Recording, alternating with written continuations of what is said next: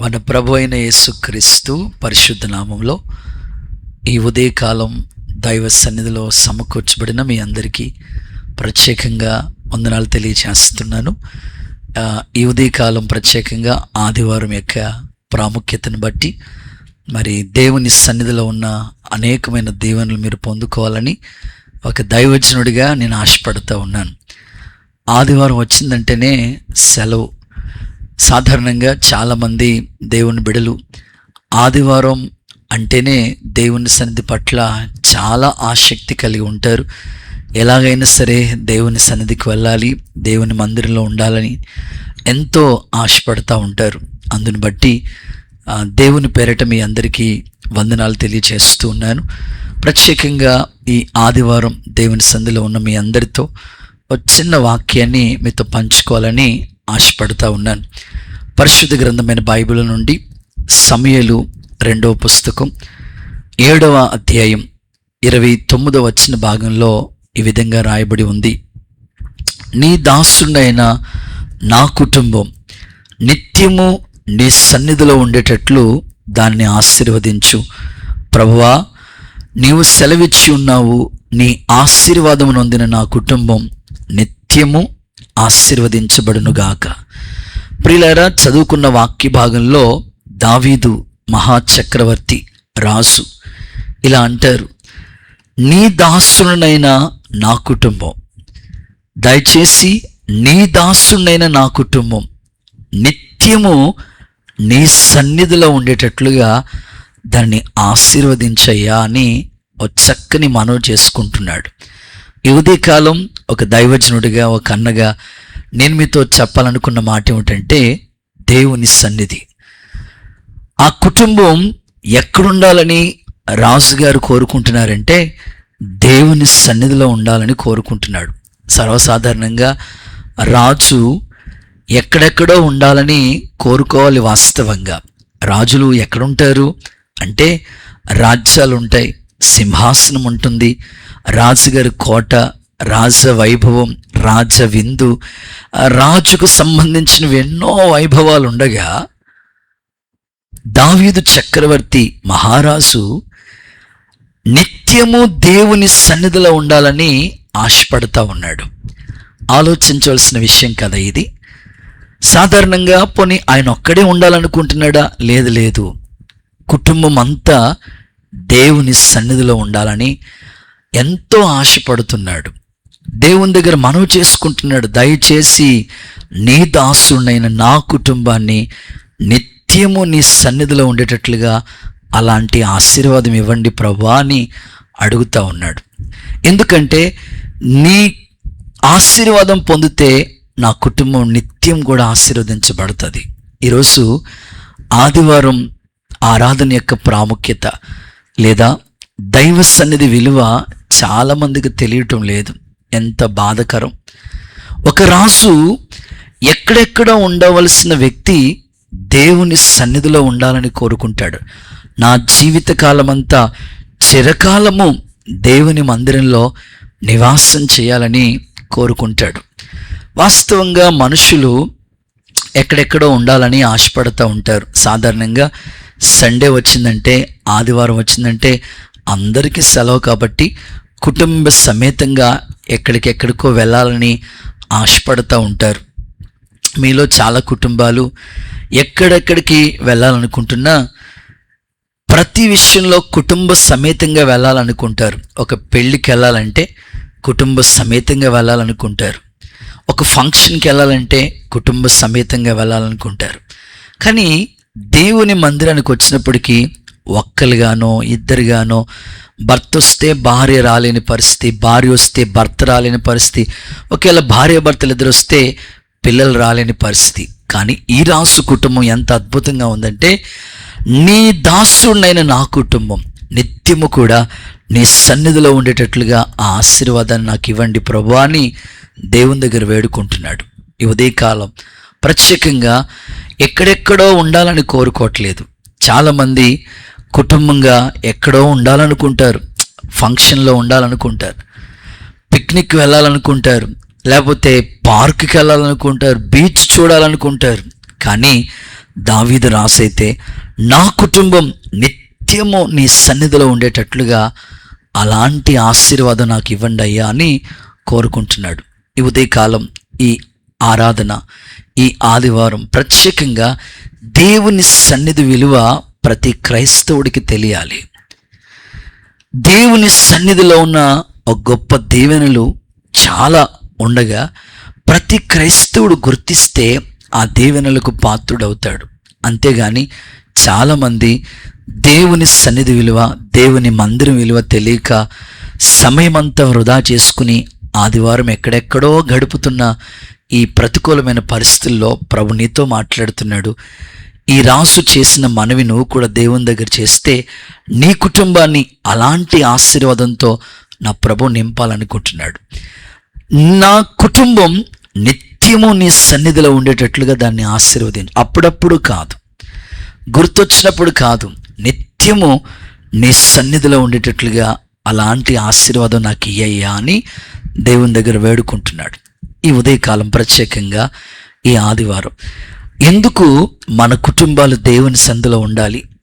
దావీదు రాజు నా కుటుంబం నీ సన్నిధిలో ఉండేటట్లుగా ఆశీర్వదించమని కోరుకున్నాడు కదా. దేవుని సన్నిధిలో ఎలాంటి ఆశీర్వాదం ఉన్నాయి అని ఆలోచన కలిగితే చాలా విషయాలు ఉన్నాయి. కానీ ఈ ఉదయకాలం షార్ట్ మెసేజ్ కదా, క్లుప్తంగా ఒక్క మాట మాత్రం మీకు చెప్తాను. దేవుని సన్నిధిలో ఎందుకు నా కుటుంబం నీ సన్నిధిలో ఉండాలని దావీదు కోరుకున్నాడు, లేదా దేవుని సన్నిధిలో ఎలాంటి ఆశీర్వాదాలు ఉన్నాయి అనంటే పరిశుద్ధ గ్రంథమైన బైబిల్లో ఒక్క మాట మీకు చదివించాలని, ధ్యానించాలని ఆశపడుతూ ఉన్నాను. చూడండి, సంఖ్యాకాండం 17వ అధ్యాయం 7-8 వచ్చిన భాగాలని మనం గమనించినట్లయితే పరిశుద్ధ గ్రంథంలో ఇలాగ రాయబడి ఉంది. మోషే వారి కర్రలను సాక్ష్యపు గుడారములో యెహోవా సన్నిధిని ఉంచెను. 8వ వచనాన్ని కూడా మనం గమనిస్తే మరునాడు మోషే సాక్ష్యపు గుడారంలోనికి వెళ్ళి చూడగా లేవి కుటుంబందైన అహరోను కర్ర చిగురించి ఉండెను. అది చిగుర్చి పువ్వులు పూసి బాదం పండ్లు గలదాయెను. చాలు, చదవబడిన వాక్యం ఎంత చక్కని మాట. దేవుని సన్నిధిలో నా కుటుంబం ఉండాలని ఎందుకు దావీదు రాసు కోరుకున్నాడు? నా కుటుంబాలు దేవుని సన్నిధిలో ఎందుకు ఉండాలి అనే ఆలోచన కలిగితే మొట్టమొదటి ఒకే ఒక మాట ఈ పూట మీకు చెప్పాలనుకుంటున్నాను.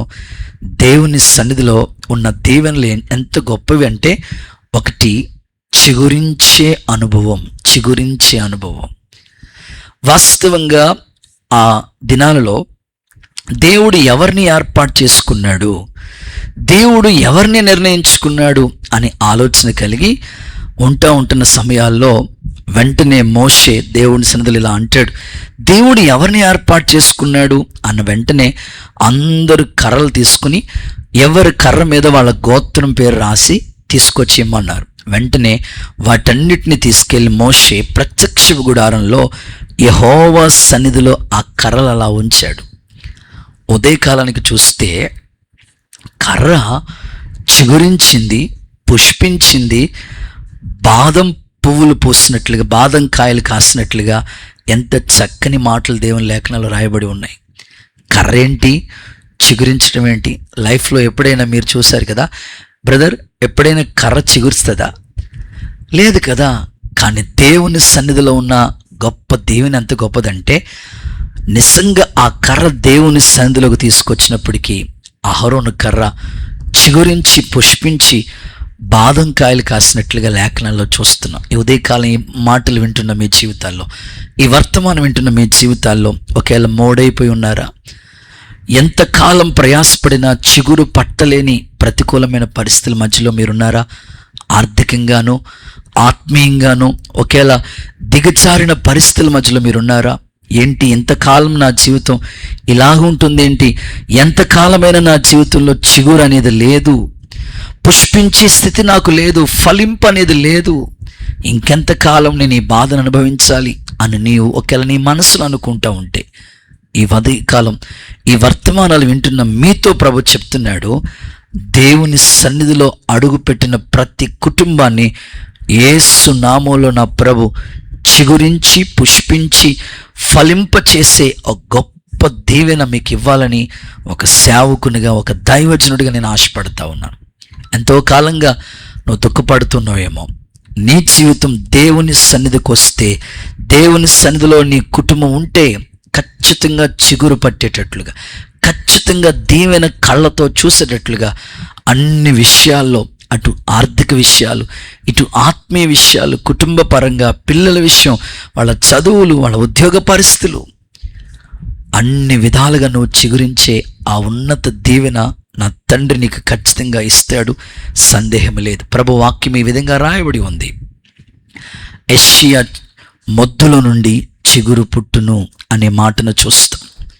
ఈ ఉదయకాలం నీ జీవితం మోడైపోయిందని, ఇంకెంతకాలం నాకు ఈ బాధలు, ఇంకెంతకాలం నా కన్నీళ్ళు, ఇంకెంతకాలం నేను ఇలాగా ఉండాలి అని ఒకవేళ కలవరాల మధ్యలో, కన్నీళ్ల మధ్యలో నువ్వు కన్నీళ్లే అన్నపానాలుగా భుజిస్తున్నావేమో, ఆదివారం దేవుని సన్నిధి విలువను గుర్తిస్తే, కుటుంబ సమేతంగా దేవుని సన్నిధిలో నువ్వు గడిపితే నీ మోడైన జీవితాన్ని మరలా చిగురు పెట్టిస్తాడు దేవుడు. మరలా నీకు ఆశలు పుట్టిస్తాడు. తప్పకుండా నీ ఆశలు నెరవేరుస్తాడు. బైబిల్లో మనం చూస్తాం కదా, అది ఎండిపోయిన ఎముకలు కలిగిన లోయ. యెహెజ్కేలు ప్రవక్తతో దేవుడు చెప్తాడు, వెంటనే ప్రవచనం ఎత్తి ప్రవచించినప్పుడు ఆ ఎండిపోయిన ఎముకలు అందులోనికి జీవం వచ్చినట్లుగా, ఎముకలు ఒకదానితో ఒకటి కలిసి మహాసైన్యముగా మార్చబడినట్లుగా దేవుని లేఖనాల్లో మనం చూస్తాం. ఈరోజు నీ ఆశలన్నీ ఒకవేళ ఎండిపోయినాయేమో, మోడైపోయినాయేమో, నా బ్రతికేంటి ఇలాగా, నా జీవితం ఏంటి ఇలాగని నువ్వు కలవరపడుతున్నవేమో, ఈ వర్తమానం నీ కొరకే. తప్పకుండా ఆయన సన్నిధికి వచ్చిన ప్రతి కుటుంబాన్ని దేవుడు చిగురు పెట్టి, పుష్పింపచేసి, ఫలభరితంగా మార్చి అనేకులకి దీవెనకరంగా నీ జీవితాన్ని ఉంచాలని, అనేకులకి సాక్షిగా నువ్వు బ్రతకాలని మనసారా నేను కోరుకుంటున్నాను. ఒక చిన్న ఉదాహరణ, జరిగిన ఒక సంభవాన్ని మీ ముందుంచి వాళ్ళ జీవితాల్ని, నిజంగా మోడైపోయిన జీవితాన్ని ఎలా దేవుడు చిగురు పెట్టించాడో ఒక చిన్న సాక్ష్యాన్ని మీతో పంచుకుని ఈ వర్తమానాన్ని ముగింపులోకి తీసుకురావాలని ఆశపడుతున్నాను. నిజంగా ఆ బిడ్డలు దేవుని సన్నిధికి వచ్చారు. ప్రారంభం వాళ్ళ పరిస్థితి ఎలా ఉందంటే, అన్ని విషయాల్లో మోడైపోయిన పరిస్థితులు, ఇక ఎటు ఆశలు అనేవే లేవు. వెంటనే వారి యొక్క అటుప్రక్కన వాళ్ళ అత్తోళ్ళ తరపు నుంచి నిందలు, ఇటు అమ్మోళ్ళ తరపు నుంచి నిందలు. వివాహమై ఇంచుమించు 10 సంవత్సరాలు అవుతుంది వాళ్ళకి, కానీ పిల్లలు లేరు. ఎవ్వరు వచ్చి అడిగినా నిందలు, అవమానం, ప్రతిరోజు ఈ బాధ భరిస్తూనే ఉన్నారు. ఇక ఈ బాధ భరించలేమన్నట్లుగా ఎంతో కుమిలిపోతున్నారు. ఒక పెయింటింగ్ వేసుకునే ఒక ఆయన ఆ కుటుంబాన్ని దేవుని సన్నిధికి నడిపించాడు. అమ్మా, మీరు ఎన్నెన్నో ప్రయత్నాలు చేశారు కదా, అన్నీ విఫలమైపోయినాయి, ప్రభువుకి అసాధ్యమైనది ఏదీ లేదు, ఒక్కసారి ప్రభు దగ్గరికి రండి అని ఆ కుటుంబాన్ని దేవుని సన్నిధికి ఆ కుటుంబాన్ని తీసుకుని వచ్చాడు. మేము ఒకటే చెప్పాం, నమ్మితే మీరు దేవుని మహిమను చూస్తారు. వెంటనే వాళ్ళు నమ్మారు. 10 సంవత్సరాలు అయింది పెళ్ళయి, పిల్లలు లేరు. కానీ దేవుని సన్నిధిలో ఎప్పుడైతే ఆ కుటుంబం అడుగు పెట్టిందో, దేవుని వైపుకు త్రిప్పబడ్డారో, దేవుని మీద నమ్మికుంచారో, సన్నిధిలో చేసిన ప్రార్థనలు, నిజంగా దేవుని పాదాల దగ్గర కాచిన కన్నీటి అనుభూతి, వారి జీవితంలో పిల్లలు లేరు అనే నిందను కొట్టివేసి దేవుడు దుఃఖాన్ని తొలగించి మోడైపోయిన జీవితాన్ని చిగురింపచేసి 2 మగపిల్లల్ని దేవుడు స్వాస్థ్యంగా ఆ తల్లికిచ్చాడు. ఈరోజు ఆ కుటుంబం దేవుని సందులో పచ్చని ఒలీవ మొక్కల వలె ఉన్నారు. ఎందుకు ఈ మాటలు చెప్తున్నానంటే, నిజంగా ఈ ఆదివారం విలువ నీ జీవితం ఆయన సన్నిధిలో ఉండేటట్లుగా నువ్వు కోరుకుంటే ఒక గొప్ప దీవెన నీ కొరకు దేవుడు అనుగ్రహిస్తాడు. ఈ ఉదయకాలం ఈ వర్తమానం నీ జీవితాన్ని ప్రభావితం చేసి, నీ జీవితంలో ప్రతి మోడైపోయిన స్థితిగతుల్ని చిగురు పుట్టించి ఆశీర్వదించబడిన స్థితిలో ఉంచాలని మనసారా కోరుకుంటున్నాను. దావీదంటారు, నా కుటుంబం నీ సన్నిధిలో ఉండేటట్లు ఆశీర్వదించు. ఎందుకు? మన కుటుంబాలు దేవుని సన్నిధిలో ఉండాలంటే మొదటిది ఒకే ఒక మాట, ఆయన సన్నిధిలో చిగురించే అనుభవం ఉంది. నీ జీవితాన్ని అలాంటి చిగురించి పుష్పించే ఫలభరితమైన జీవితాన్ని ఇవ్వాలని మనసారా కోరుకుంటూ ఈ కొద్ది మాటలు దేవుడు మన వెనుకల్లో దీవించునుగాక. ఆమెను అందరూ అలాగే తల్ల వంచండి, కళ్ళు మూసుకుని చిన్న ప్రార్థన చేసుకుందాం. మహాపరిశుద్ధుడైన తండ్రి, ప్రేమ నమ్మకం గల దేవా, నీ పరిశుద్ధ పుణ్యనామానికి స్తోత్రం. దావీదు మహారాజు నా కుటుంబం నిత్యము నీ సన్నిధిలో ఉండేటట్లుగా దాన్ని ఆశీర్వదించమని కోరాడు. మా కుటుంబాలు ఎక్కడెక్కడో కాదు కానీ నీ సన్నిధిలో ఉండే ఆ ఆశీర్వాదం మాకు ఇవ్వండి.